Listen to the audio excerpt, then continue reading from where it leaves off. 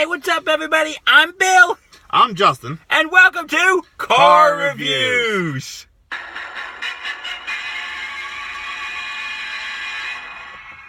Okay, for those who don't know, welcome to today's review. Sorry, it's been a while, but we've been, Busy with okay.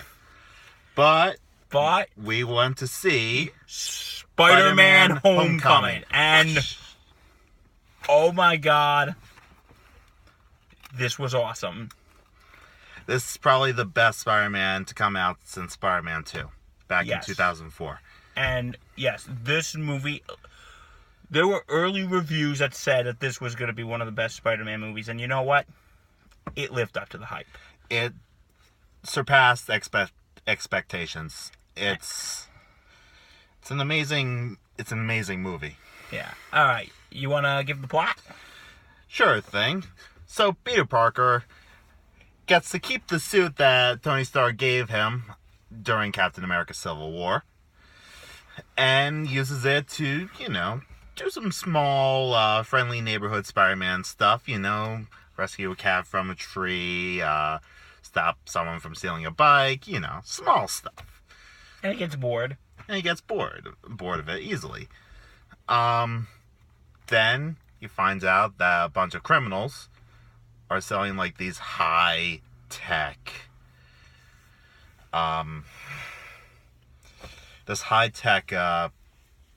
alien weaponry mixed with human weaponry, which makes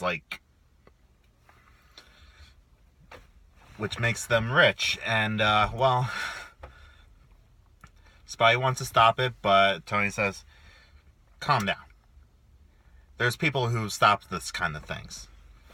And so Spidey doesn't want to calm down. He wants to stop these people. He wants to prove himself, to prove that he's getting the shot. That he's Avenger material. Yep. And, Tony will have none of it. And, hijinks ensue.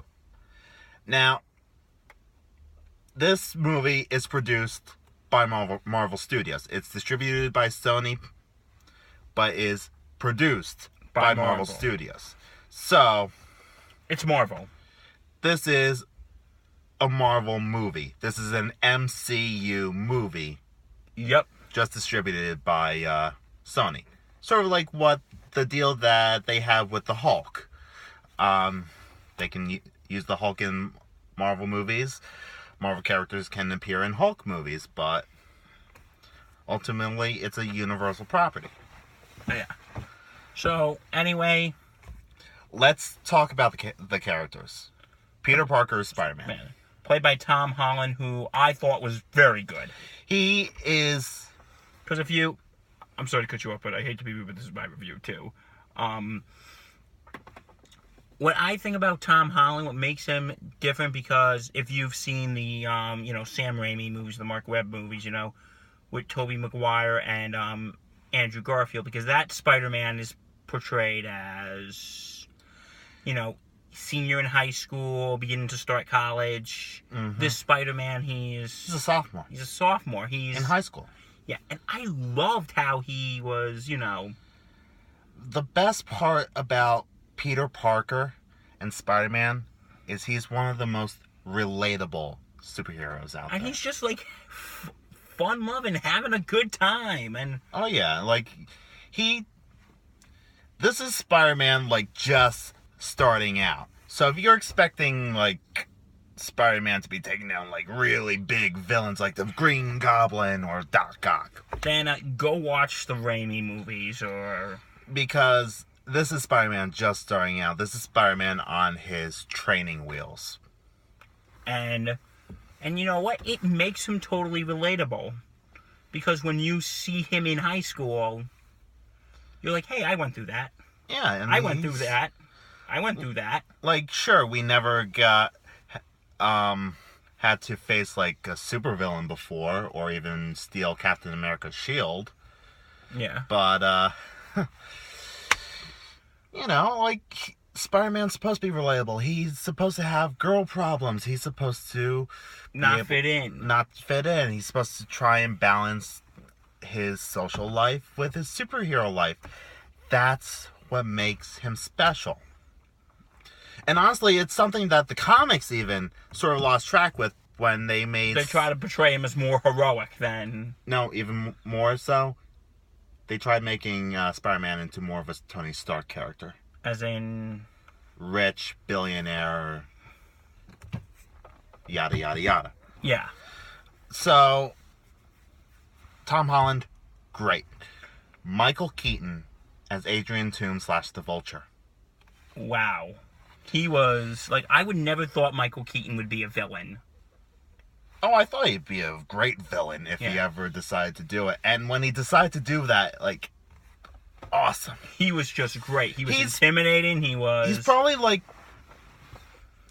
Marvel movies aren't known for great villains. But this movie has... Aren't they known for good villains? I mean, there's Loki. Okay. Obadiah Stane. He was good. Nowadays... Winter Soldier. Okay. Nowadays, they're not known for great villains. Like, Loki's one of the few great villains. Yeah. But Michael Keaton's relatable as a villain, you know? Like, he's not a psychopath. No. He doesn't have superpowers. Can I just give a very small spoiler? Very small. What? Like, when they were, like... It was, like, just the scene when they were going, like... Okay, you want to tell your wife? Because I remember leaning over to Justin saying... Remember, I leaned over to like, there's going to be, like, some tragic backstory, isn't there? And you're like, no. But no. Because you're thinking, like, what is his wife? He's just your average schmo. Like, I was thinking, what is his wife, like, dying of some incurable disease? And he has to get so he can get some treatment. And I'm thinking, okay, no, we're not going to go that way. He's got a wife. He's got a kid. But, no, he's just your average schmo who has the tech to do these things and use it to make money. Yeah. Illegally. But he makes money. And, it's, you know what? Like, he was really, really good in this character. Like, I would never think that the Vulture would work on screen.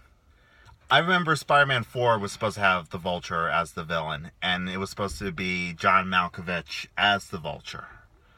Now, I love John Malkovich. Yeah. But when you go from the Green Goblin, Doc Ock, Venom, even though he was done poorly. He was done very poorly in Spider-Man 3.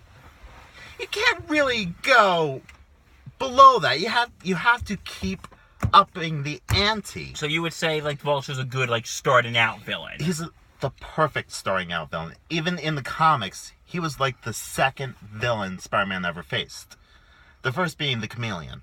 Yeah.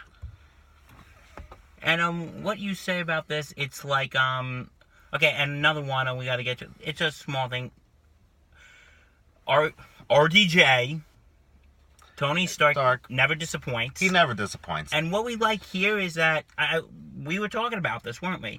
Yeah. This wasn't a Spider-Man, Iron Man movie. So if you're going in and you're expecting to go see a Spider-Man and Iron Man movie, you're gonna be disappointed, aren't you? Aren't you, Justin? Yeah, it's, in my opinion, it has the perfect amount of Tony Stark, Iron Man that you need for a Spider-Man movie. To be honest, he was only in the movie for like maybe 10 minutes. He maybe had like 10 minutes of screen time in total. Yeah. And yes, he stole the scene every time. Yeah. But you know what? They made good use of him. And yeah, he never really disappoints.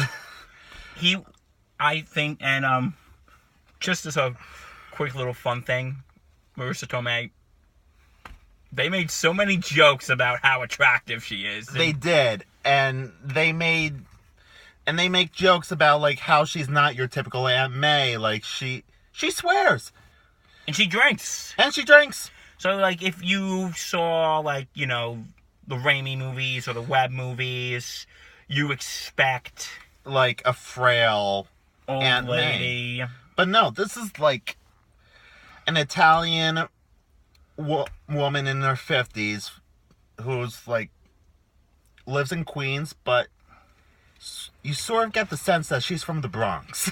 Yeah. Especially with the very last scene. And if you see the movie, you'll know exactly what I'm talking about. Yeah. And what I did like is, like, in this movie, they don't really go back into the whole origin story. No, they don't. He's already Spider-Man.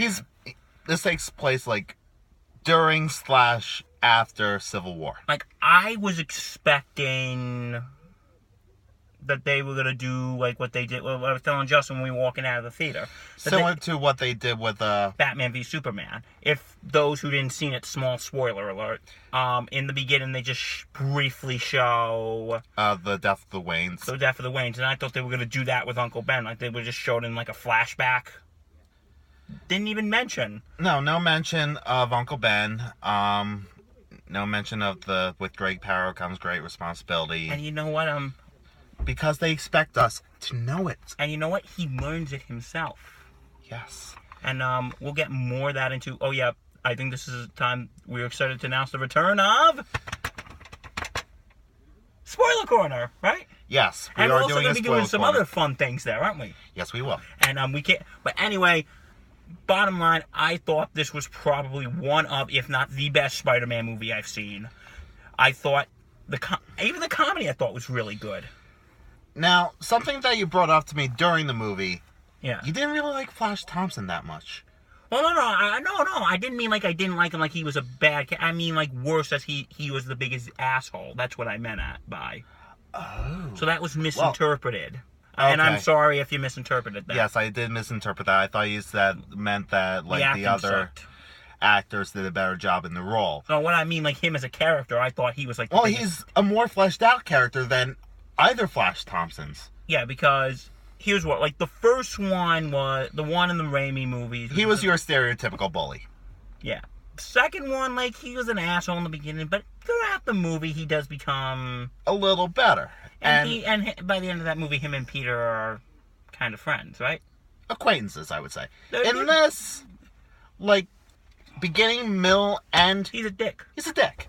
And in high school, that's how he's supposed to be. I'm like, oh my god, they're portraying these as real characters. Yeah, not as, caricatures, you know what I mean? Yeah. But overall, this was a great movie. I was so pumped up for this movie. For anyone who knows me, I love Spider-Man. Big Spider-Man fan. Right here. Right. I'll admit I really never read much of the comics, but I love Spider-Man. He's my second favorite superhero behind, of course. All right, get the phone ready because we're going to do our final verdicts. Okay. So, my final verdict for Spider-Man Homecoming is...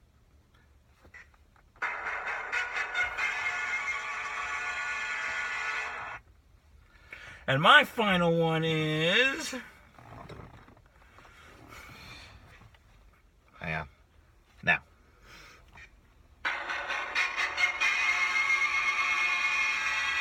So if you are a Spider-Man buff... You'll love this movie. You will absolutely love this movie. If you're a Marvel buff, you will love this movie. And we think it's like one of the best comic book movies released this year. I will say one thing before we leave, though. What? If you are a purist, there might be a couple things here and there that'll piss you off. But if you have an open mind, you'll love this movie. Yeah, okay. So that is our review. And we'll see you guys in Spoiler Corner. Yeah, and we have a lot of fun things planned, don't we? Bye.